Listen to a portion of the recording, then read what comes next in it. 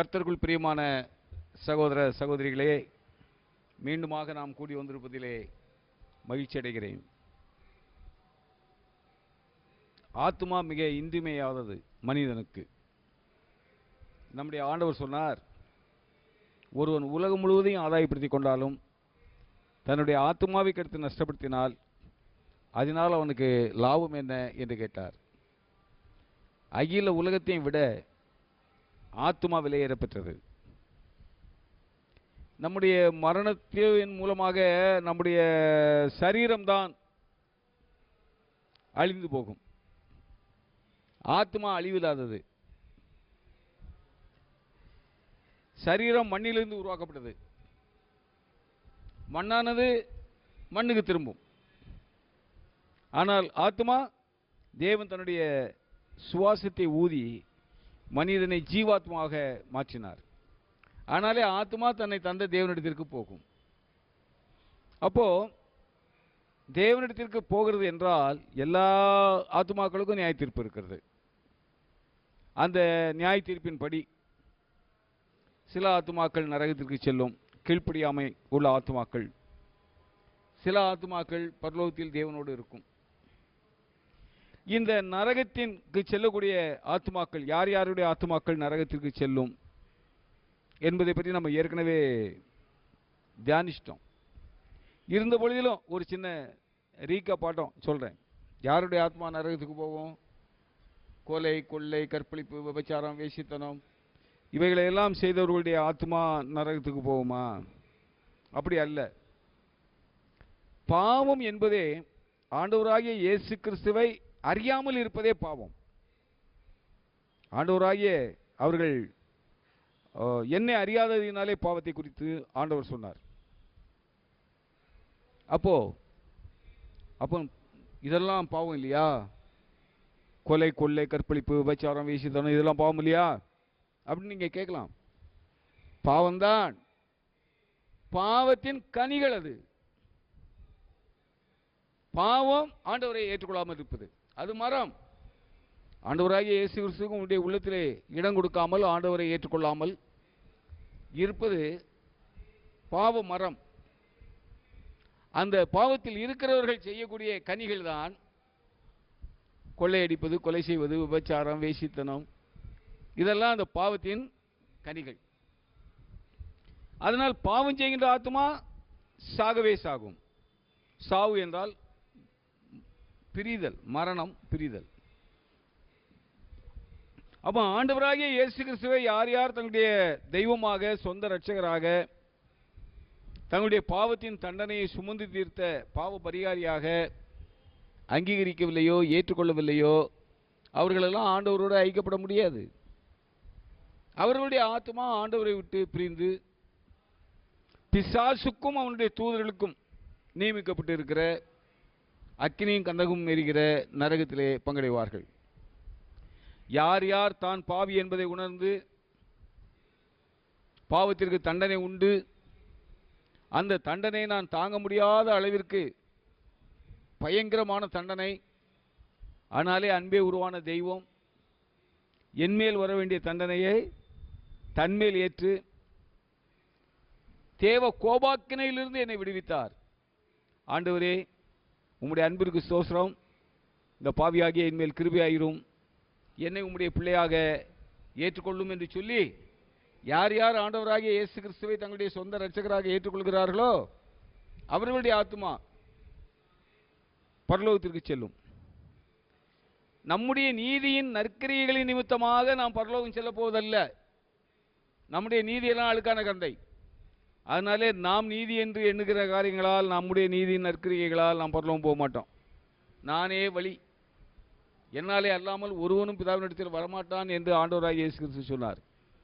வழியாகிய ஆண்டவராகிய இயேசு கிறிஸ்துவை நம்முடைய உள்ளத்திலே பற்றி கொண்டு அவருக்கு உண்மை உள்ளவர்களாக நாம் ஜீவிக்கும் பொழுது நாம் பரலோகத்தின் மக்கள். அதை போல நம்முடைய அக்கிரமங்கள் நிமித்தமாக, நம்முடைய பாவங்களின் நிமித்தமாக நாம் நரகம் போவதில்லை.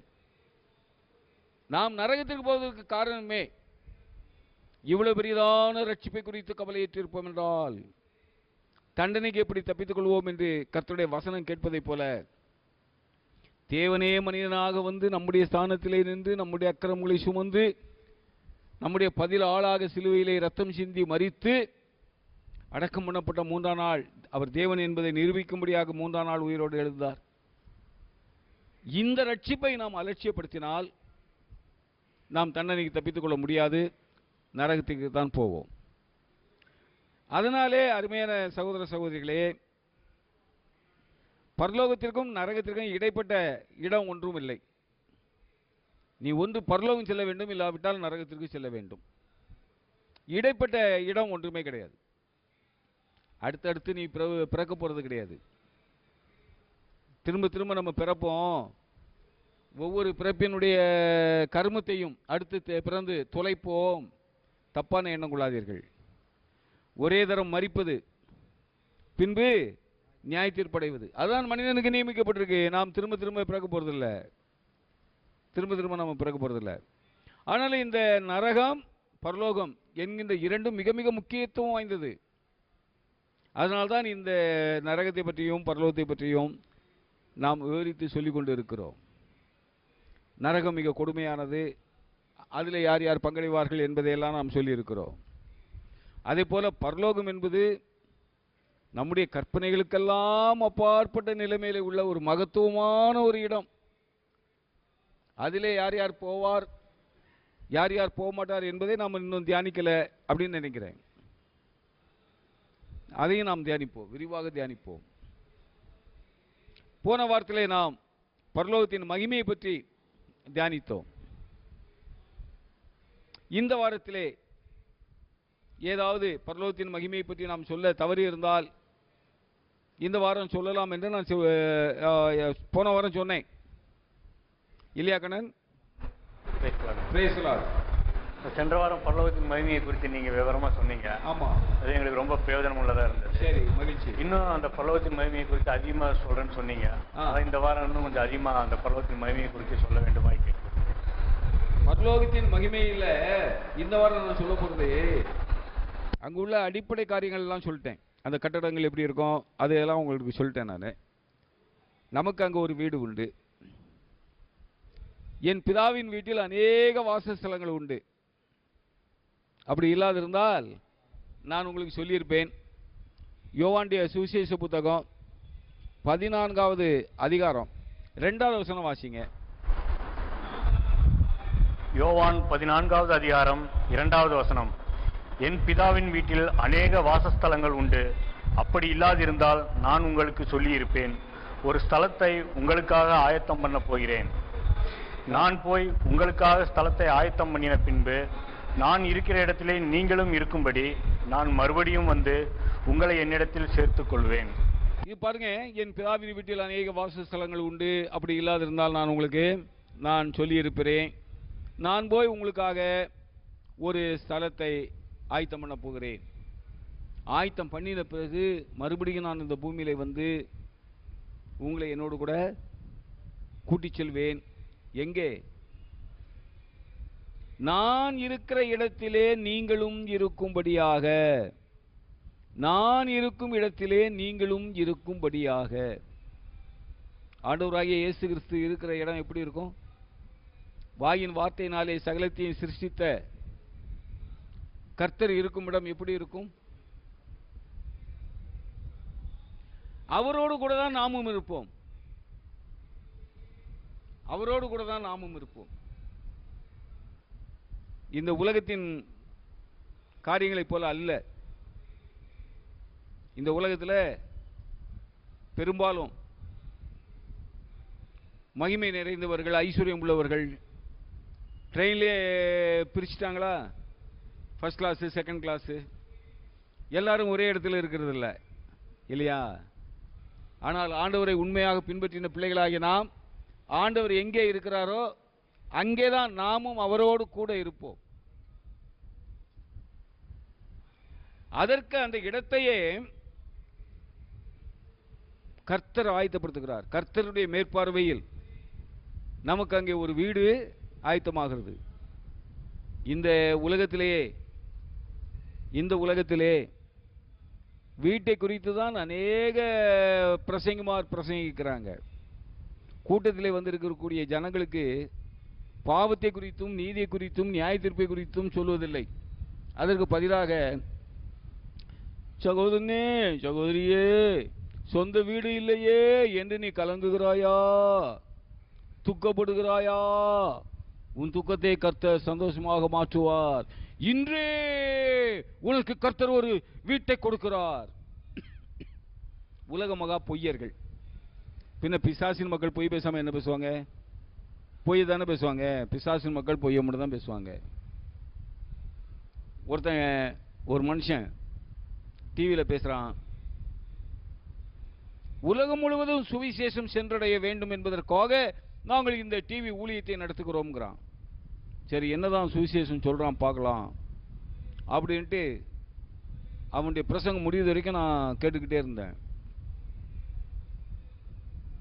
சுவிசேஷத்தோடு சம்பந்தப்பட்டு ஒரு வார்த்தை கூட அந்த ஆள் பேசல.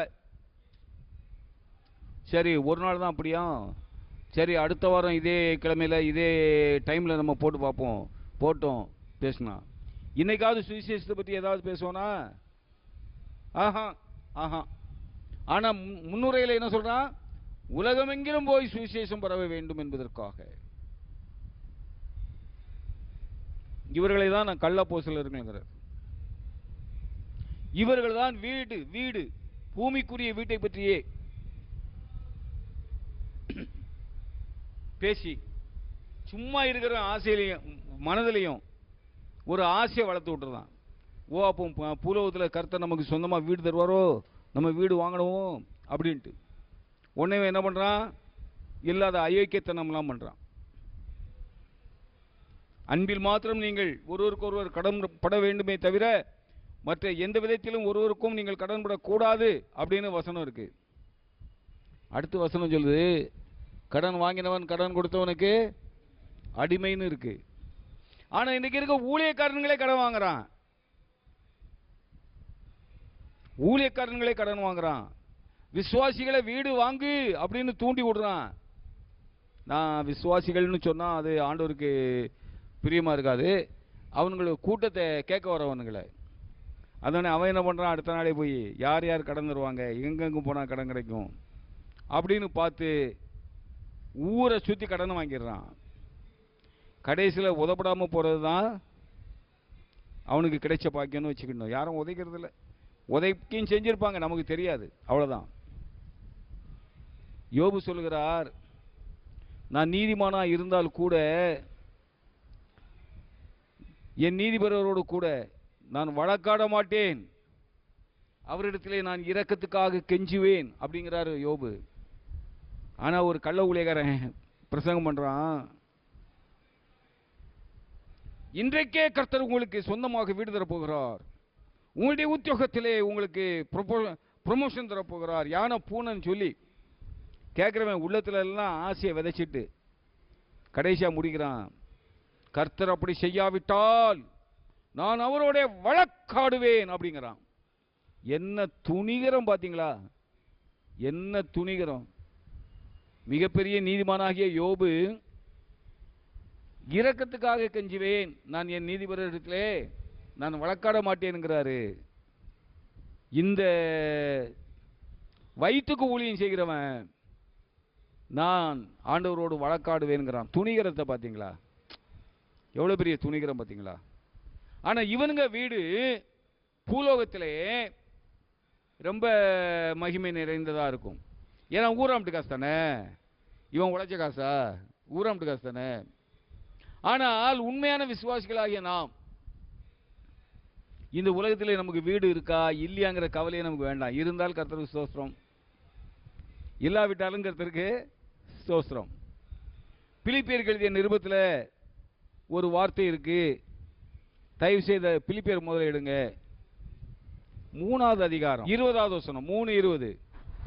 பிலிப்பியர் 3வது அதிகாரம் 20வது வசனம்.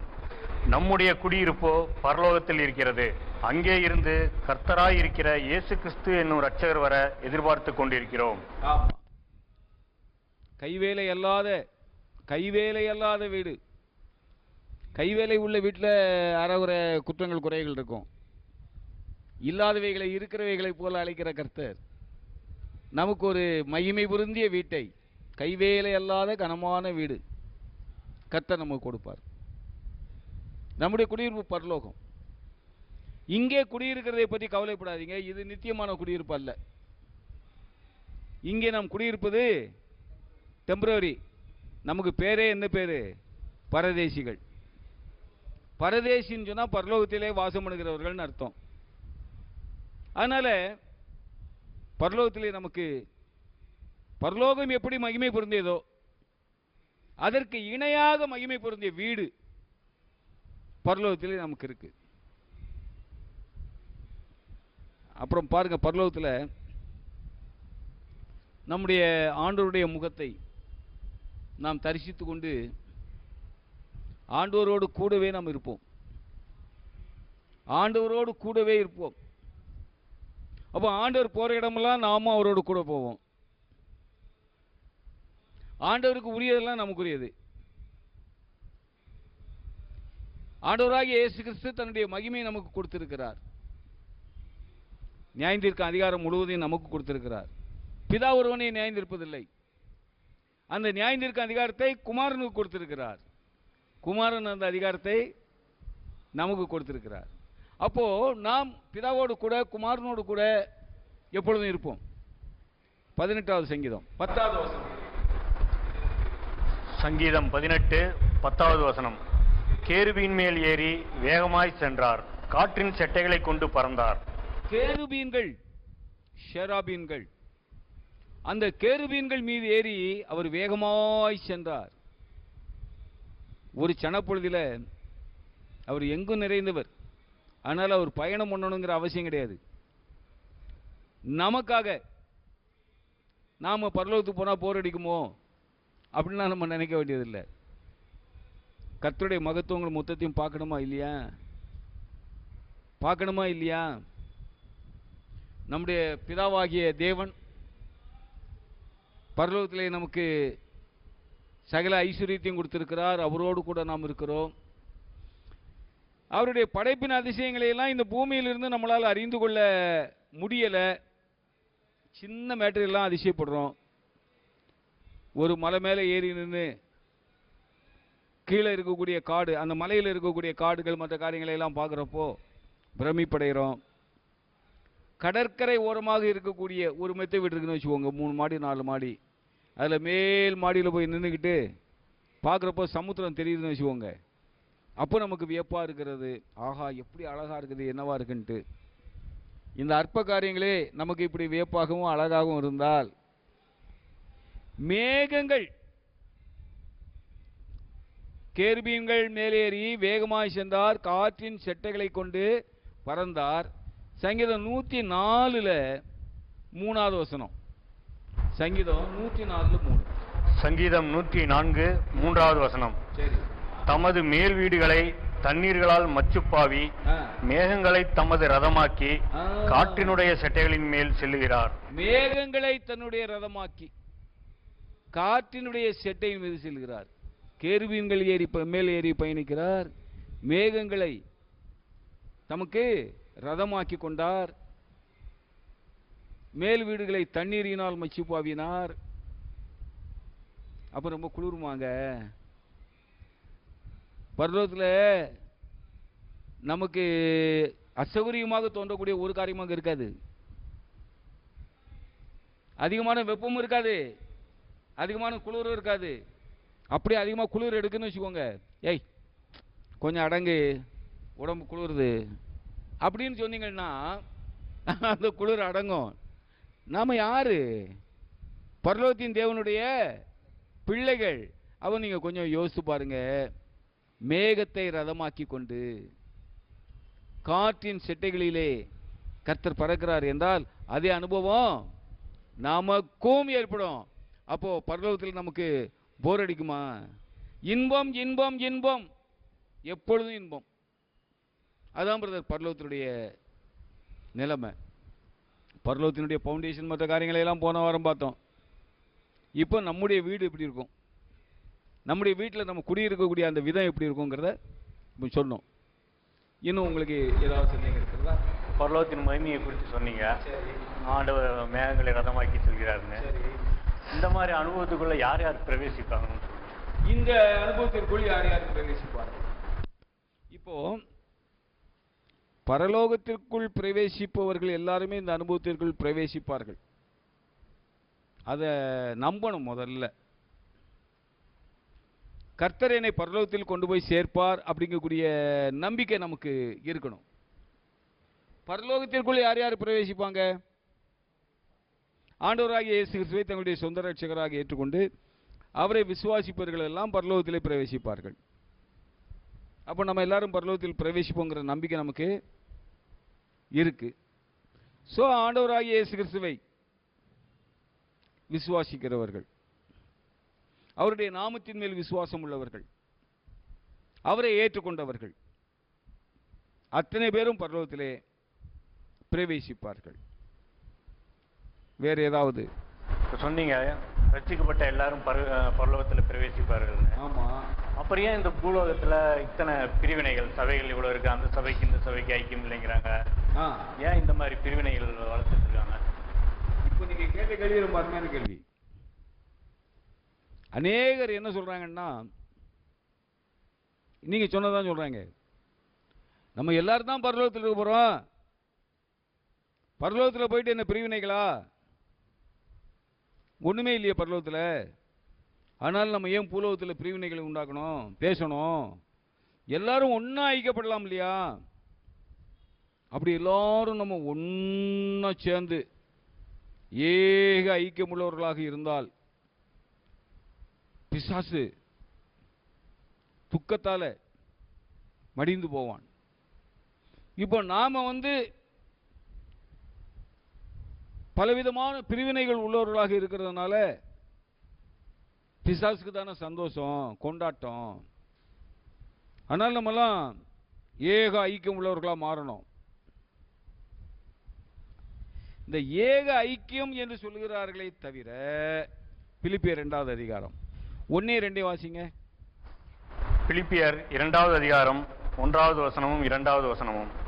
ஆதலால் கிறிஸ்துவுக்குள் யாதொரு ஆறுதலும், அன்பினாலே யாதொரு தேர்தலும், ஆவியின் யாதொரு ஐக்கியமும், யாதொரு உருக்கமான பட்சமும் இரக்கங்களும் உண்டானால், நீங்கள் ஏக சிந்தையும் ஏக அன்பும் உள்ளவர்களாய் இருந்து இசைந்த ஆத்துமாக்களாய் ஒன்றையே சிந்தித்து என் சந்தோஷத்தை நிறைவாக்குங்கள்.